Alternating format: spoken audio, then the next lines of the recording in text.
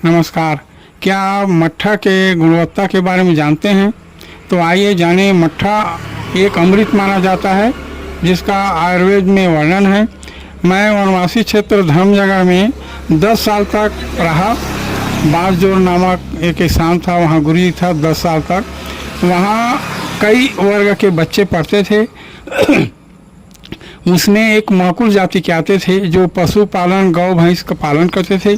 उनके बच्चे के जो आँखों में बहुत तेज रहता था, शरीर चमकता रहता था, लंबे चौड़े रहते थे और वो नहीं थकते थे। जितना भी खेलते थे वो थकते नहीं थे। और अन्य बच्चे जो मीट आदि अंडा खाते रहते हैं वो बच्चे ना थक जाते थे। तो मैंने अवलोकन किया उन महकुल बच्चों को, जाति के वो महकुल थे। उनको पूछा कि तुम लोग क्या खाते हो?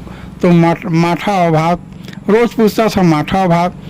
तो फिर उनके माता पिता से मैंने परिचय किया, उनको देखा, उनके परिवार को। महिलाएं बहुत ही लंबी ऊंची पूरी आँख, तेजस्वी और चमकीला शरीर, सांवली भी रहते थे, चमकीला शरीर। पुरुष लंबे चौड़े बड़े बड़े हड्डी के और उनका आँख बहुत तेज।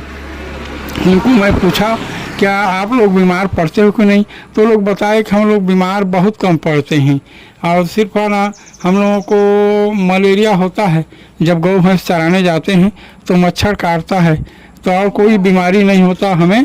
तो हाँ, तो उनको मैं पूछा कि क्या खाते हो? तो लोग बताए मट्ठा और भात। गरम तो भात गरम रहता है, हाँ, उसना का चावल रहता है गरम रहता है। मट्ठा उसमें नमक डालते हैं, जीरा पाउडर और हल्का शक्कर, और उसको गर्मे गरम खाते हैं। तो दाल सब्जी, तो दाल को हम बाद में पीते हैं और उस सब्जी को भी खाते हैं साथ में, लेकिन गरम भात और मट्ठा नित्य शाम को भी और सुबह ही। तो मैंने बाद में पता किया आयुर्वेद में, उसका मैंने खोज किया वैद्यों से।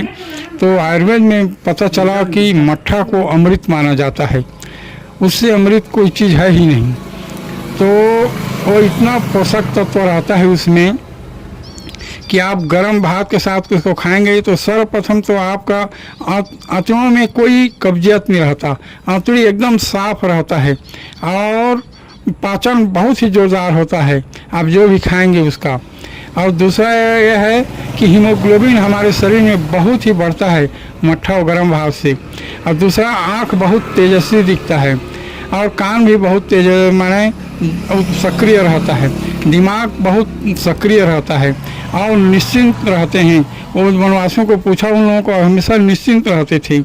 और दूसरा क्या है, यदि हमारा जो एक होता है इंसुलिन हार्मोन सब सक्रिय रहते हैं और बलवान रहते हैं।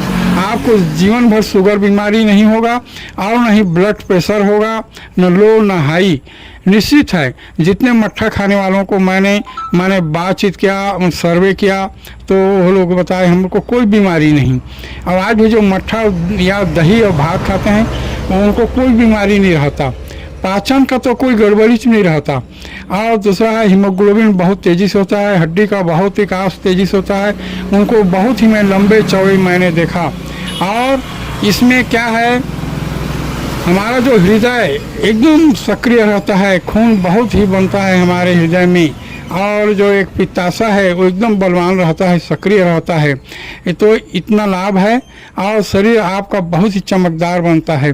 तो मट्ठा में ये गुणवत्ता पाया जाता है, तो आप निश्चित रूप से इसका लाभ उठाइए। हमने इस पर प्रयोग करते हुए लोगों को देखा है और स्वयं प्रयोग करते हैं और अन्य सभियों को, विद्यार्थियों को भी अपने स्कूलों में सिखाते हैं। तो बस इतना ही। जय हिंद।